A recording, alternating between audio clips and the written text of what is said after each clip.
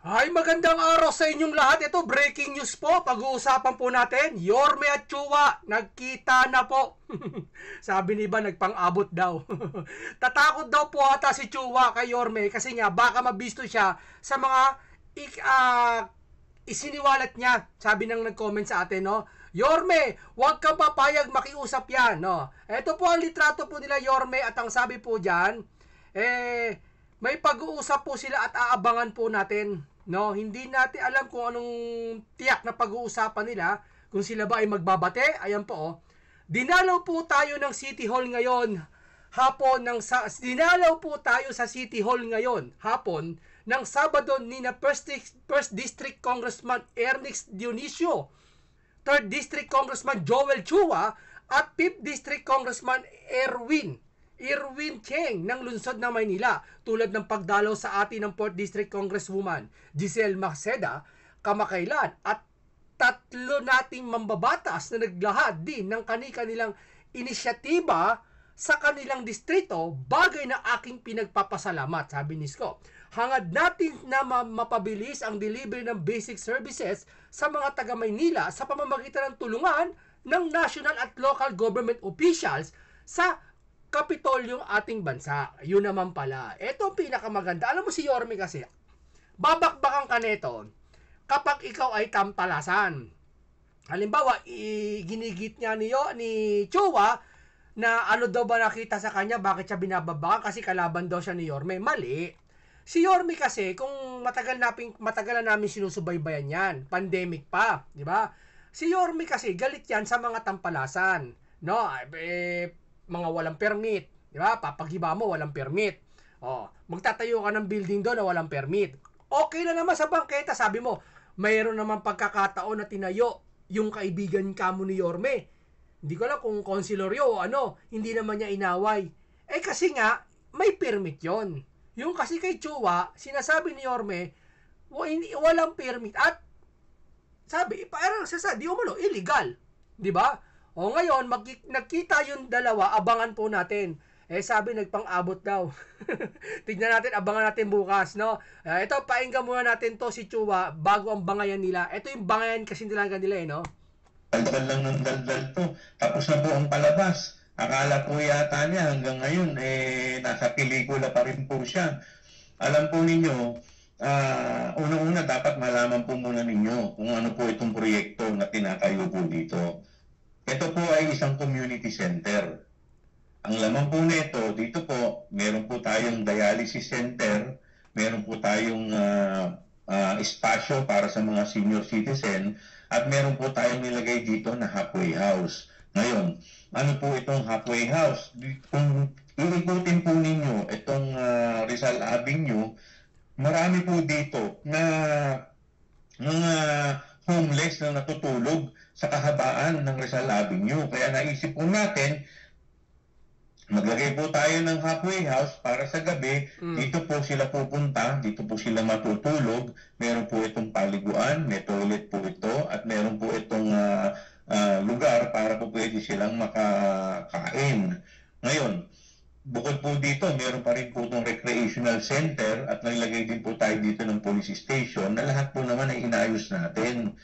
Kaya ito po sa totoo lang, ang makikinabang po dito yung mga kadistrito ko. Pero ang nangyayari po ngayon, ang dinideprive po niya ay yung distrito ko ng mga programa na makabuluhan. So bakit po ganun? Bakit masyado siyang selective? Unang-una, wala kasi yata sigurong mailagay sa vlog content niya eh. Diba? Gustong magpabida-bida. Pero more than that, yung pagiging hindi namin magkakampi nung nakaraang eleksyon. Kung ako ba kakampi niya, tingin mo ba mangyayari yan? Oo, sir. Si Hani Alacuran na lang, sir, Tisipin mo. Kakampi niya, pero ano nangyari? Diba? Kasi nga, sigaw ng Maynila, ayon sa chismis lang, na madumi na ang Maynila, napabayaan na. Inaway niya yun, Kaya siya, sabi mo sa tingin mo si Yorme, kaya kung kaibigan niya, o kung kaalyado niya, gagantuin niya, yan ang nangyari niya kay Hani. Diba? Yung sa'yo kasi, sir, yung ginigit mo kasi, sir, tama naman yung sa'yo Nagtatayo ka ng kapaki-pakinabang. Okay yan. Walang question yung kay Yorme. Wala namang binabanggit si Yorme tungkol dyan Ang binabanggit nila ni Yorme, yung lang selective lang na ginawa mo. Bakit ka nagtayo sa bangketa at sabi, nagpakiba ka pa, walang permit at walang permit din yung pinatayo na yon. Saka kumuha doon ng permit. Ayon sa chismis yun. Oo, totoo yun. Gano'n totoo yun. Patunayan mo yung sinasabi na nila Yorme. Di ba? Yun na naman sinasabi niya eh. Wala siyang sinasabi na tungkol sa mga ginagawa mo. Tuloy mo yan. Kaisa mo yan eh. Sa distrito yun sa Maynila eh. Di ba? Doon lang naman eh. Kahit kami. Wala naman kami alam tungkol sa mga ginawa mo eh. Ang alam na namin, yung ginawa mo sa bangketa na sinilip ni Yorme. Yun lang naman po. Parang nung dati, ito po, noong 2020, nung ito po ay sinimulan, nung panahon po ni Congressman Yul Serbo, nung ito pong same venue kung saan magpapatayo rin ng multi-purpose. Bakit hindi nyo pinigil yun? Mayor siya. Dahil po at that time, magkakampi po sila. Hindi, sir, dapat ilalam mo muna kung may permit ba yon. Kung may permit yun, sir, kasi sir, ang mga permit, sir, andyan dyan yung sir alam ko titignan kung may port line ba yon, kung papayagan ka, hindi ka tayo sa bangketa. Kahit sino naman siguro city, magtatayo ka sa bangketa, sir, baka naman hindi papayagan talaga yun, sir. O, di ba? Yun na lang yun, sir, depende pa rin yun, ho, yan. Hindi yan porket si Yul Serbo pinayagan niya, sa'yo papayagan na rin. Di ba? Alam po ninyo, ito pong proyektong to, nagsimula po to noong 2020 pa.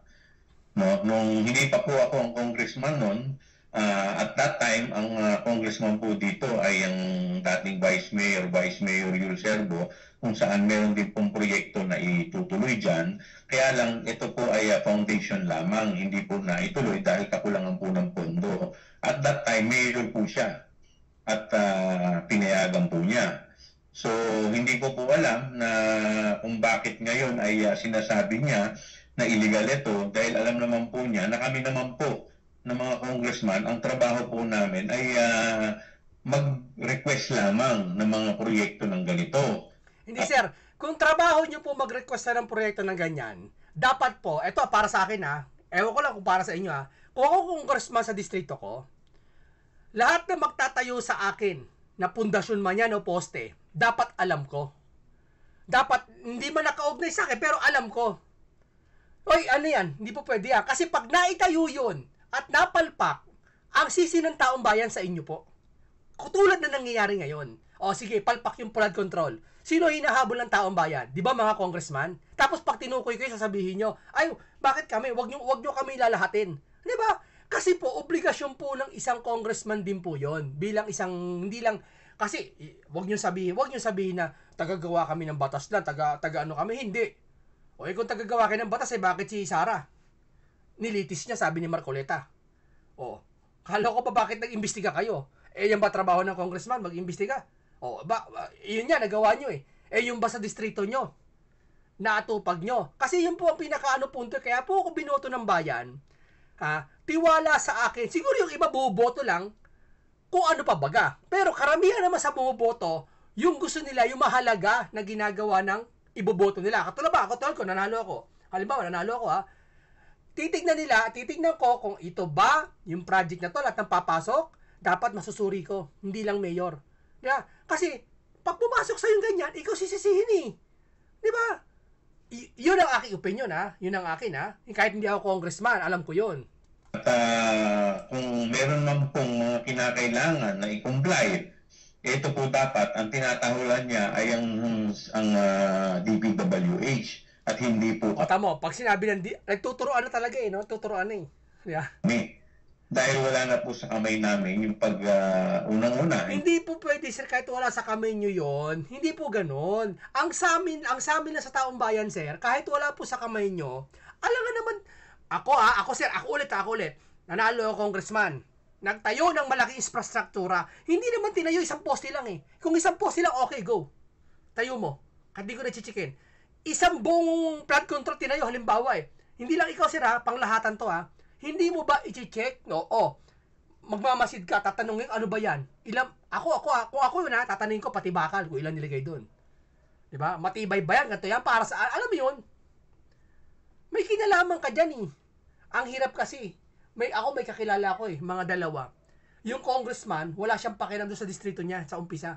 Yung congressman na 'yon, natatakbong mayor. Tatakbo siya mayor, tapos kasi termino niya congressman, tatakbo na siya mayor. Nagkaroon na siya ng pakialam sa lungsod. Aba, dati congressman siya, hindi siya makita Yung natakbo ng mayor, ayun na, tumutulong na, kumakain ng fishball sa daan, nakikipag-basketball na sa mga tropa-tropa, alam mo yun? Di ba? Oh. Hindi ko nga po kilala kung sino ang kontraktor niyan. Pangalawa, wala naman po tayong kinalaman sa bidding dyan. So, dapat po, kung meron naman po siyang kinakausap po, kung kanino sila nakikipag-coordinate, dapat po yan sa DPWH. Ang nakikita ko po dito, PR stunt. Diba? Tapos na po ang eleksyon. Dapat mag-move on na po tayo. Hindi yung, ito po, hindi po tungkol kay Isko Moreno o kay Joel Chua. Dapat po, ito po ay para sa mga kadistrito ko na makikinabang po dito sa proyektong to. At ito po ay isang makabuluhang proyekto. Sir, ito lang sana, tama yung sinasabi mo. Pero, dun sa puntong sinasabi nyo, tapos na eleksyon, tapos na naman talaga eleksyon eh. Wala na kay Yorme yun. Yung lang sinisilip kasi sir, yung bangketa, yun lang po. Ayun naman eh. Saka yung permit na itong latest eh. Gigibayin eh. Pati yung mga congress, hindi ko alam kung ikaw ata yun eh. Yung giniba ata na walang permit eh. Magdidemolish walang permit eh. Sabi niya sa paliwanag ni Isko Moreno kay Mocha, pag ba ikaw magtatayo ng bahay, ano kailangan mo? Permit lang sir. Sir, kung umamin lang tayo sir, sorry, I'm sorry. Hindi ako nakapagawa ng permit. Sorry po. Bakit giniba sir? Tanongin mo ako, ba't giniba yung bahay? Ay, yung building na pinatay yung barangay, ba't giniba? Ako, hindi ko alam kung ano dahilan ni Yorme, ba't giniba? Pero ako, may sarili akong dahilan sa sarili ko, ba't giniba? Kasi, sir, ang sagwa doon, tapat ng eskwelahan nyo, kakita mo, sir, oh. Tapos, ang liit-liit, parang pahaba, parang ang nipis, eh. Ako, maski ako, mayor, pagigiba ko yun, eh. Totoo yun. Sa gabal yun, eh. Sa estudyante, alam ko yung bintana, no, naharangan pa, yung hangin sa estudyante. Di ba? Oh. Totoo yun.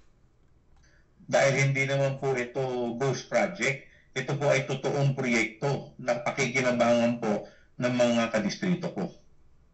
Sa flood control. Ito naman. Okay, Yorme, flood control. Ito, Chua, sir, dapat kasabay kayo nito sa imbestiga. Alam ko, nagkita kayo ni Yorme ngayon. Ayan, nagkita kayo, ha. Sabi niya ba, nagpang-abot daw kayo. Hindi naman, no? Magsusuntukan, magpapanuntukan pa, no? Hindi naman. Ito, dapat pag-usapan nyo itong 14 billion.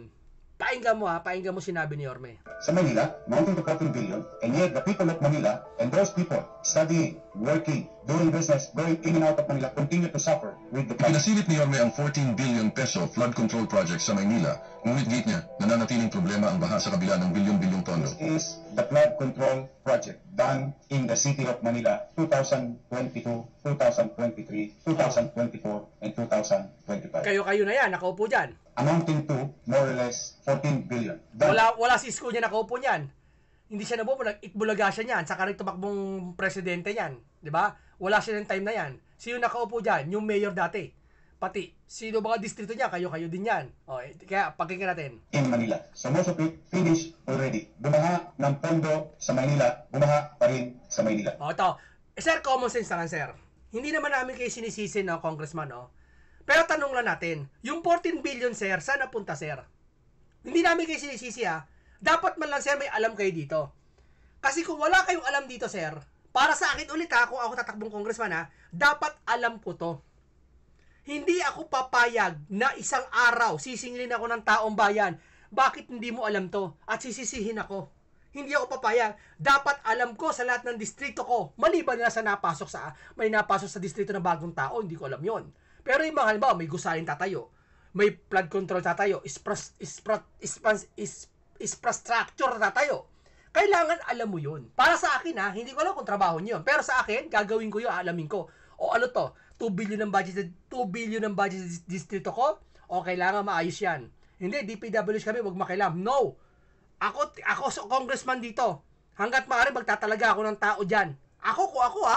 Kung ako, ang talino ko, gagawin ko, kukuha ako ng mga watchman, na lahat ng nagtatayo, habang nagtatayo sa distrito ko ng flood control, araw, gabi, hanggang madaling araw, titignan, i-check. Dito to, kung ako, yung ibang congressman, nagawa yun. Hindi ko sasabihin kung saan. Di ba? O, yun ang hinahanap ng taong bayan, yung resibo. Yung resibo, sir. Di ba? Hindi yung magagayat tayo, magaran tayo ganito. Si Yorme kasi, election, tapos na, vlogger yan, wala na maiblag yan, No! Sir, kasi si Yorme, may resibong ipinakita bago bumaba sa pagka-mayor. Di ba? Nag-pandemic lang eto, kauumpisa pa lang, nagre-resibo na kagad siya sa ginagawa niya. Di ba? Yun ang gusto maramdaman ng taong bayan, sir. Now, itong lahat ng ito ay walang permit sa Luzon. Yes, we are investigating them, and they are also being investigated by the Office of the President. But that is the thing of the past. Sad to say, ulitin ko, bumaha ng pondo sa flood control sa Manila, mounting to 14 billion, and yet the people of Manila, and those people studying, working, doing business, going in and out of Manila, continue to suffer with the flooding. Gusto nyo malaman per district? District 1, 3.4 billion. District 2, 2 billion and 59 million. District 3, 4.2 billion. District 4, 1.3 billion. District 5, 1.1 billion. District 6, 2 billion and 60 million. Total of 14 billion, 313 million, 132,309 pesos and 12 centavos from project allocation for the year 2022, 2023, 2024, and 2025. At malamang sa hindi, kulang pa yan. Kasi ang lahat nito ay kinuha lang namin sa website ng Pangulo. O, tingnan mo. Sa website ng Pangulo yan. Pero palagay natin, totoo yan. O, sisihin nyo Pangulo. Yung 14 billion na yan kinuha sa website ng Pangulo. Pero, etong 14 billion na to, sa iba't ibang distrito to. Sir, hindi pinag-uusapan ito milyon. Kasi yung billion na to sa isang distrito, halimbawa 2 billion sa isang distrito, nagbabaha pa rin sa Maynila. Bumaha nga sa harap ng Senado eh. Di ba? Ang nagtatanong, hindi po mayor. Hindi po si Yorme ang tatanong. Ang nagtatanong po, yung taong bayan po. Kailangan si Yorme na ipaliwanag niya yung side niya. Kahit hindi niya, dapat niya magpapaliwanag dito yung dating mayor kaso hindi siya nakaupo. Yung nakaupo na ngayon nagpapaliwanag si mayor, 'di ba? Pero dapat ang nakaupo niya nagpapaliwanag din, kayo din, sir. Dapat hindi natin pwede sabihin sa bahay natin, ay wala na ako alam diyan. Sa DPWH yung tanong niyo. Hindi ganoon, sir. Hindi ganoon. Ako bilang isa hindi ako politiko pero trabaho ko matagal sa politiko. Dapat inaalam mo, binoto ako ng taong bayan eh. 'Di ba? Binoto ako eh. Magtatanong sa akin ng constituent ko. Yung mga tao ko, yung mga Sir, bakit to ba to? Si Mayor nasagot na. Sir, sagutin niyo naman. Paano? Tuturo natin DPWH? So, ibig sabihin wala kang alam dito? Distrito mo? Pero kapag, hindi kayo panglahatan to pero hindi naman lahat. Kasi ganito, kakapurihan ng distrito gumawa maganda, credit nyo. Tama? Pero kapag kamalian, hindi nyo alam. Tuturo kung sino tuturo. Di ba? Ganun nangyayari. Pag maganda yung gawa, akin yan, credit ko yan.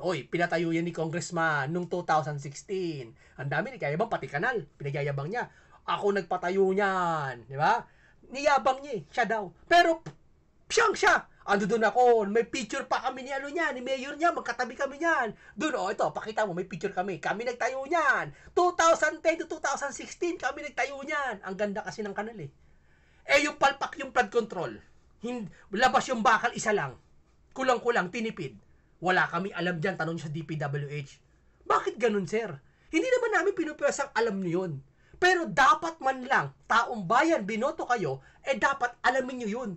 Hindi nyo nasimulan? Simulan nyo ngayon. Di ba? Napakadali nun, sir. Para hindi tayo hanapan ng resibo ng taong bayan. Sige, hanapan nyo ako resibo. Eto. Ginawa ko yan. Para yung taong bayan, hindi, mabait yan si Congressman. Tapat yan, nanood talaga yan. Talagang naging watchman yan sa mga flood project, project. Sisihin natin si Mayor. Pag tinanong mo, Mayor, hindi kasalanan. Sisihin. Hayaan natin, ang taong bayan kasi, ang nangninisi, sa inyo, hindi ang mayor, hindi si Yorme. Yun lang yun, napakasimple. Ako, nagets ko na lahat eh. No? Maraming salamat po. Ito nga po, sabi, nagpang-abot daw si mayor. Saka, hindi naman, no? Nagkita lang po si Chua, no? Sabi niya, plastic daw. Pinaplastic. Inambahan daw ni Isko. Nagkaambahan. Ano ba talaga? Nagkaambahan o kakamayan, no? Maraming salamat po sa inyong lahat.